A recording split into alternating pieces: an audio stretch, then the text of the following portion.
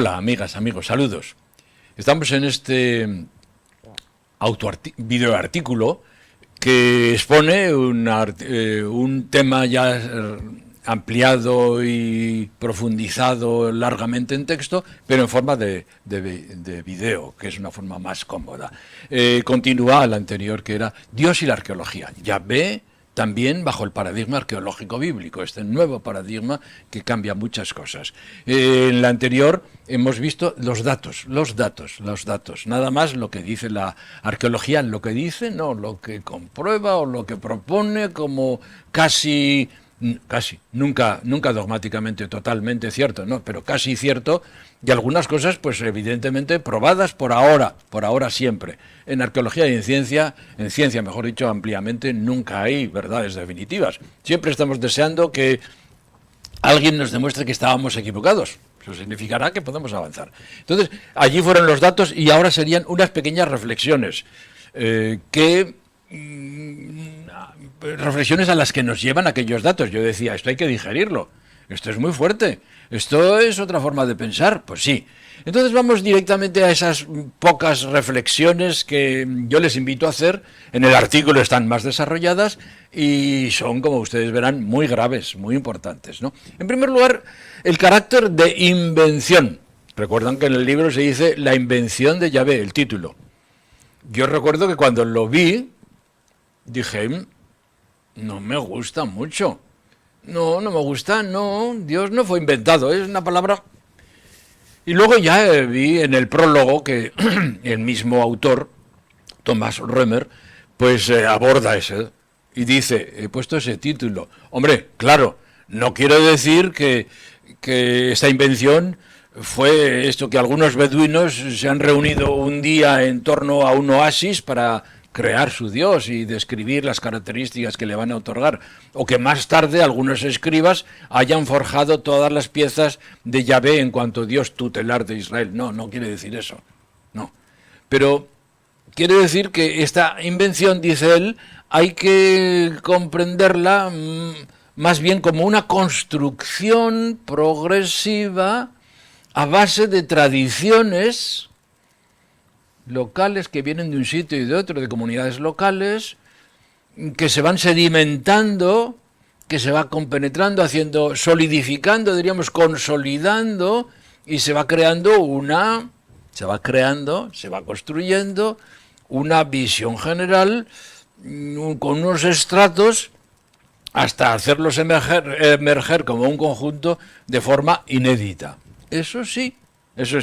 Bueno, pues eso, hay que entender el título sin ninguna, como podría sonar fuera de contexto, como una ridiculización o un rebajar. No estamos hablando de beduinos que se inventan nada. No, estamos hablando de que no Israel, sino todos los pueblos, todas las religiones son eso, conjunto de tradiciones vivas que evolucionan, que se mezclan, que se consolidan y que acaban construyendo una visión, una teología, una doctrina incluso, ¿verdad? Entonces, este sentido es el carácter mismo de la palabra invención. Pero el problema no es el título del libro.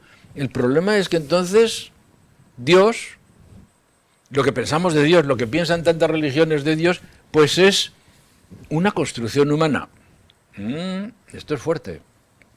Yo nunca lo pensé, a mí nunca me lo dijeron, quiero decir también. No, ¿cómo? ¿Qué vamos a nosotros a crear la imagen de Dios? Yo el primero que oí esto es de Unamuno, que decía, el Dios que nosotros creemos y al que creamos. Bueno, Unamuno no es una autoridad, diríamos, exegético bíblica, no lo estoy diciendo en ese sentido, pero jugó con esa palabra, que al creer en Dios nosotros creamos también a Dios, no en el momento de creer, ya me entienden, que al ir creyendo un pueblo en su Dios, sin darse cuenta, sin querer y por supuesto sin mala intención, pero no sin intenciones subconscientes, probablemente, no sin influjos externos, no sin presiones, va evolucionando su imagen de Dios. Y en ese sentido la va construyendo. Una visión así muy sobrenaturalista y muy dualista diría, no me gusta, es que usted mira las cosas muy laicamente. Bueno, pues no me parece ofensivo eso, a mí me parece bien. Las cosas hay que mirarlas laicamente y también religiosamente, pero muy laicamente también. Es decir, con los pies en la tierra, con las matemáticas en la mano y los instrumentos de científicos en la otra mano. Bien, eso sí, no hay que mirar las cosas como demasiado sobrenaturalísticamente como nos las pasaron, porque era más cómodo y era más eficaz y era más rápido. Decir, no, esto lo dijo Dios. Eso existía desde siempre, estaba desde siempre, y cuando Dios nos creó a nosotros, nos informó y nos dio su visión, y eso está en la Biblia y no hay más que hablar. Él era así, o sea que no es la Biblia, es que ya existía, todo preexistía, esa imagen estaba, y en la Biblia quitamos todo lo que es contradictorio y sacamos la versión final, y dentro de esa versión final, a esa versión final le damos la autoridad. Esto es revelado por Dios. Si es revelado por Dios, no hablemos más. No hay nada que discutir, no hay nada que estudiar. Esto viene de arriba.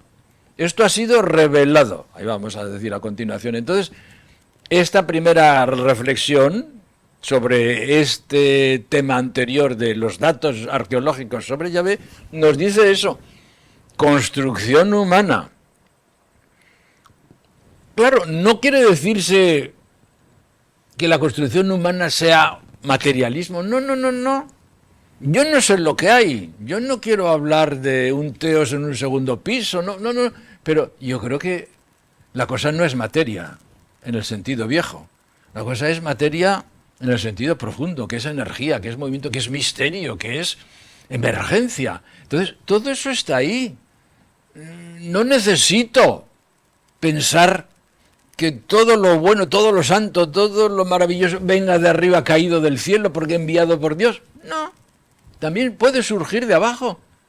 Y puede surgir del cosmos, y puede surgir de la comunidad de la vida, y puede surgir de la comunidad humana. Y de hecho nosotros aportamos y vamos diciendo, entonces vamos construyendo.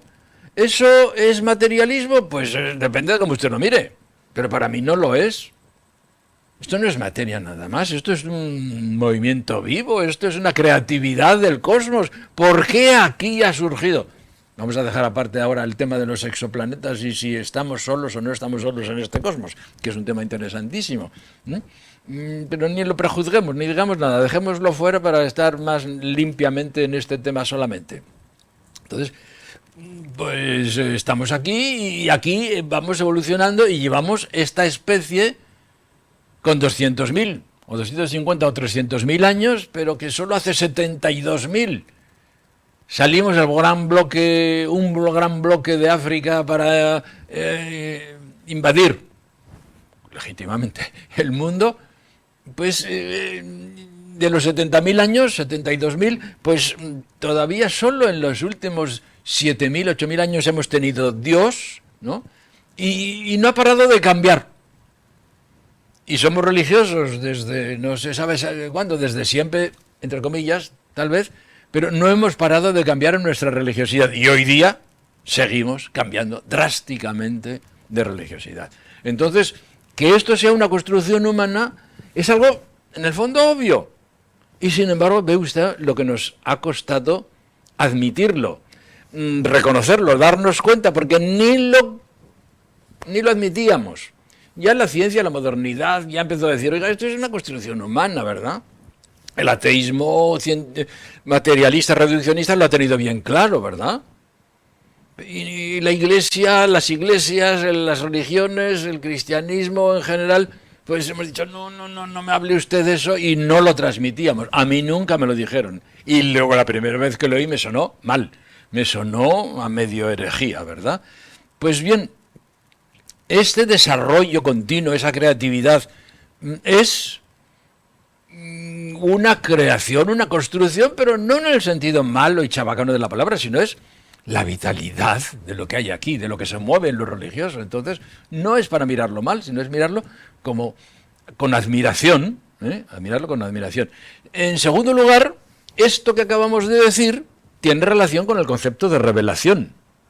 Revelación. Mire usted, es que la teología no es una ciencia como cualquiera otra. No. La teología estudia el dato revelado. ¿Cómo? Los datos científicos, hemos hablado en el vídeo anterior. Pues los datos revelados. Revelados. Están ahí, pero alguien corre la cortina y vemos, esto es revelación de Dios. Dios deja caer, o Dios inspira con una paloma al profeta, esto es palabra de Dios. ¿Suena? Porque viene de Dios, porque es de afuera, viene de fuera. No es de nuestro mundo, viene de fuera y yo la acojo, ¿no? Este es el concepto de revelación clásico. Bueno, pues este concepto de revelación choca con el anterior. Hemos dicho que no, que la Biblia no puede ser revelación escrita por Dios. ¿Se acuerdan la película de Cecil B. DeMille, Los 10 Mandamientos? Pues de los años 60, ¿verdad? Con los efectos especiales tan maravillosos del cruce del Mar Rojo y también de la inscripción de los 10 mandamientos. Moisés arriba, en la montaña, él solo, con las nubes y los rayos y los truenos, y unos rayos que chisporrotean tremendamente con haces de chispas tremendos para esculpir en la piedra los mandamientos, ¿no?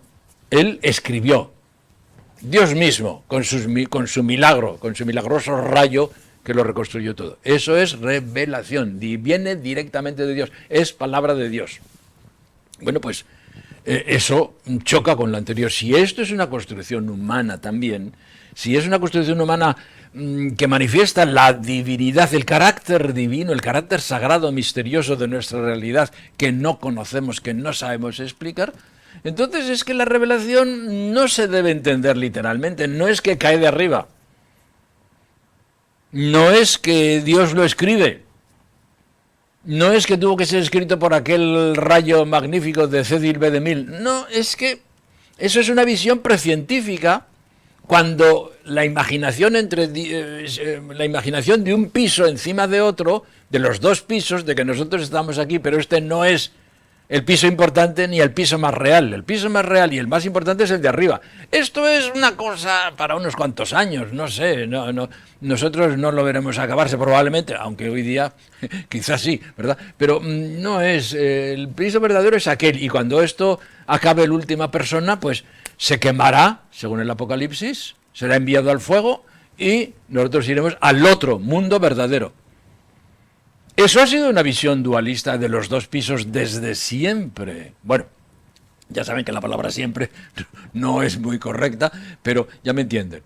Entonces, eso ha sido así, hemos pensado así, y durante todas las generaciones de nuestros abuelos, y los abuelos de nuestros abuelos, hasta de pueblos que son medievales y que ya nosotros nos sentimos que no tenemos nada que ver con ellos, o premedievales, o de la antigüedad tardía, todos esos pueblos han sido cristianos, la fe nos ha venido a nosotros a través de ellos, y hemos estado pensando eso siempre porque culturalmente hemos estado todos metidos en estos dos pisos. Entonces era obvio, era comprensible, era verosímil, no está diciendo usted nada raro. Esto viene de Dios y esto es palabra de Dios, pronunciada por Dios. Podemos decir hoy, en la misa, tan tranquilamente, sin matizar nada en ninguna catequesis, nada que palabra de Dios. Pues yo no lo tengo tan claro. Porque el lenguaje directo, sencillo, ingenuo y popular es palabra de Dios.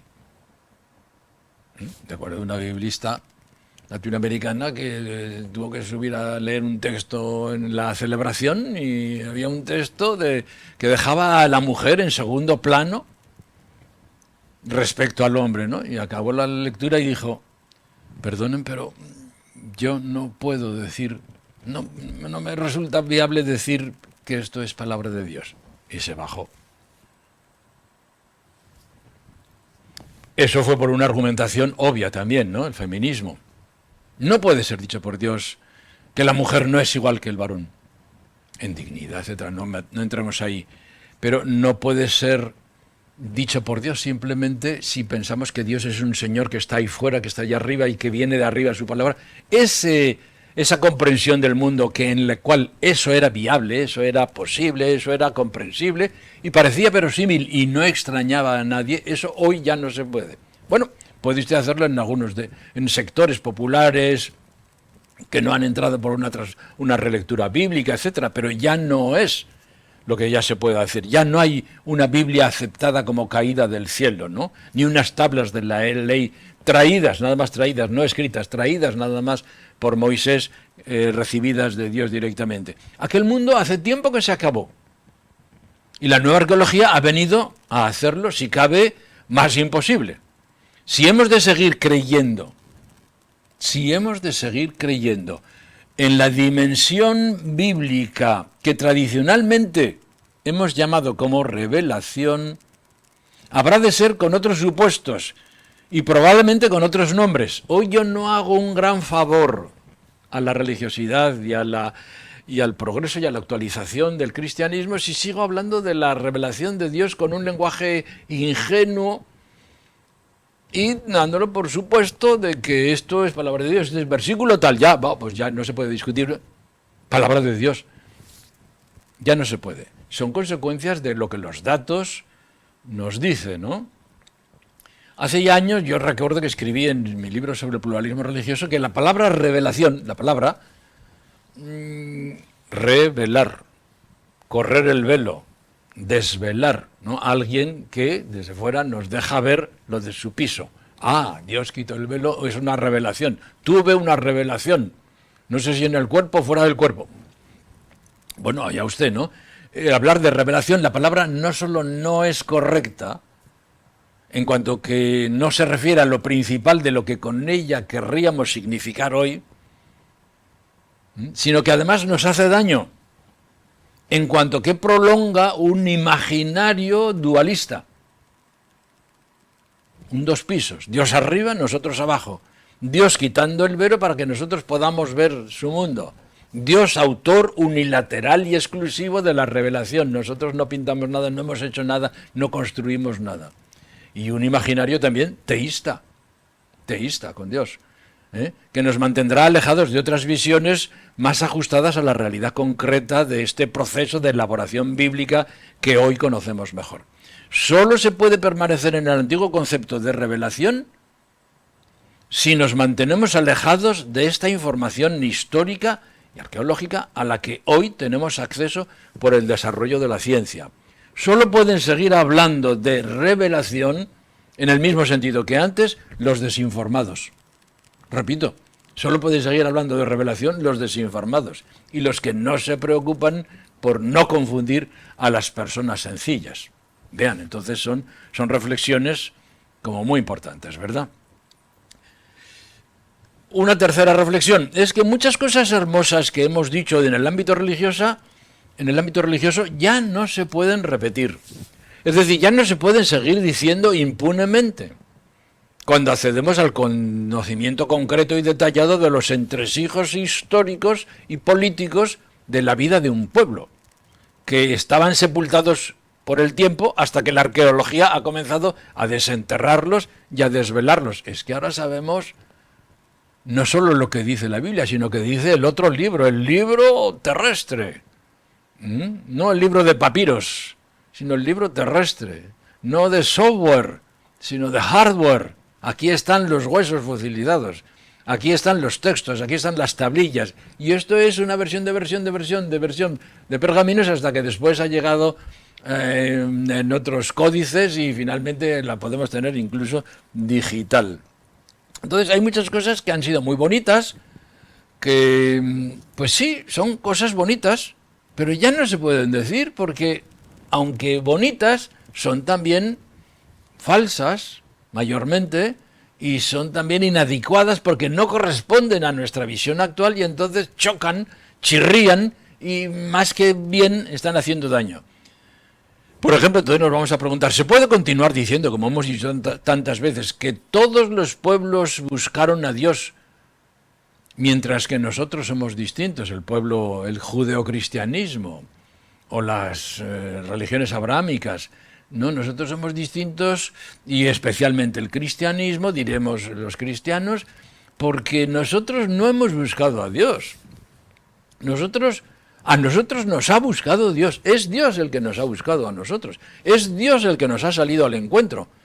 Después de estudiar los resultados de la nueva arqueología, de la que el libro de Römer nos presenta un buen resumen, ya no se puede seguir diciendo lo mismo. Claro, no estoy diciendo que el libro de Römer es lo único decisivo, ni mucho menos, ¿no? ¿Verdad? Es un símbolo de toda esa nueva visión científica, de la nueva arqueología y de la nueva visión científica detallada, ¿no?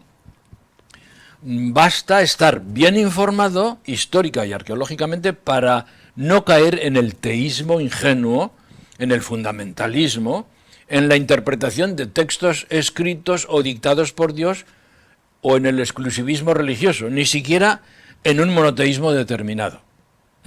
¿Se puede seguir diciendo que el monoteísmo es el sello de la revelación de Yahvé? ¿O la marca registrada esencial de la religión judía? La línea que sus autores han conseguido trazar a base de los factores de su surgimiento y de los condicionamientos históricos que lo rodearon, rebaja mucho el entusiasmo que hoy puede suscitar aquellas afirmaciones en el campo concreto de la historia de las religiones. La situación actual es mucho más humilde y tenemos ahora por delante muchas cosas que reflexionar. Hoy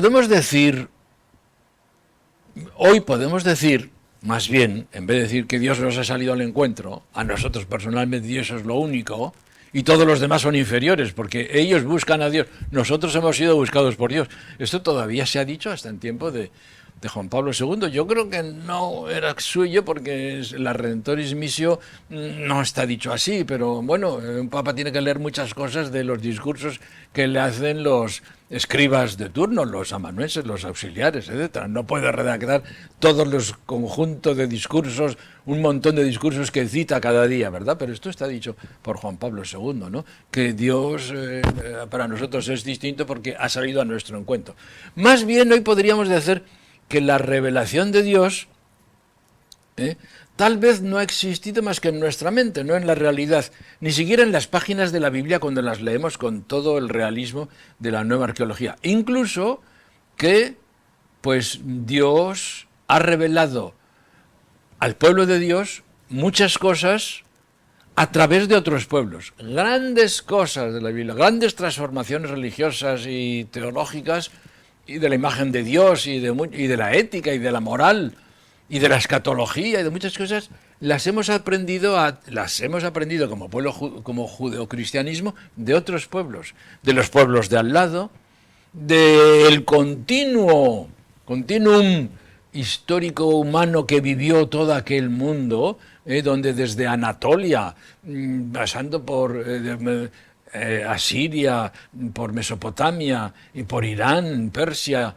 y el Levante, Siria, y todo aquel, y los pueblos, Arabia, y hasta llegar a Israel, todo aquello formaba un continuo religioso. Eso está hoy dicho y demostrado, que es un continuum, todos juntos, religioso, con multitud de dioses que están en todas partes, que tienen características comunes, que se influyen mutuamente, aunque en cada lugar se viva un poco idiosincráticamente, con sus propias peculiaridades. Entonces, a lo largo del tiempo, con nuestras propias experiencias históricas de judeocristianismo, con toda aquella historia de Israel, pues el cristianismo ha aprendido en una etapa, en otra etapa ha aprendido de otro pueblo, en otra etapa ha aprendido de otro, y ha ido cambiando su teología, su visión, y todo eso quedaba registrado, depositado, como sedimentado en la Biblia, ¿no? Pues entonces es otra visión. Son 4 o 5 reflexiones nada más que acabo de hacer para ver, esto sí son reflexiones y son perfectamente discutibles, como los datos, que no como los datos, que los datos no son discutibles, los datos son controvertibles. Yo puedo demostrar, ojalá, que esto es de otra manera, y entonces lo tengo que decir, lo tengo que probar, ¿no? Las reflexiones son construcciones ya, diríamos, de software sobre el hardware de los datos, y es una cosa que tenemos que hacer y que pues tenemos que asimilar. O sea que con esto cierro el tema de Dios y la arqueología, o el hecho de que también Yahvé hay que bajarlo y hay que meterlo en los rayos X de la arqueología para ver qué nos dice la ciencia y qué nos desafía hoy sobre Yahvé. Y con ello invitarles, si quieren, en la descripción del vídeo tienen materiales, algunos buenísimos, videos mucho mejor que este, ¿verdad? Mucho mejores, hechos por universidades, por un simposio de universidades, que pueden ustedes cultivar, leer muy agradablemente, y los libros, el libro de Víctor Remer, el artículo y el artículo de eso. Todo esto ojalá pueda servir a muchas personas y grupos de estudio bíblico o grupos pastorales para tener un primer chut cómodo, sentado en mi sofá escuchando, y parando, retrocediendo, viendo, después leyendo y después discutiéndolo en grupo. Puede ser una formación muy buena. Ojalá, con mucho amor se lo servimos y con mucha alegría. Gracias. Chao. Adiós.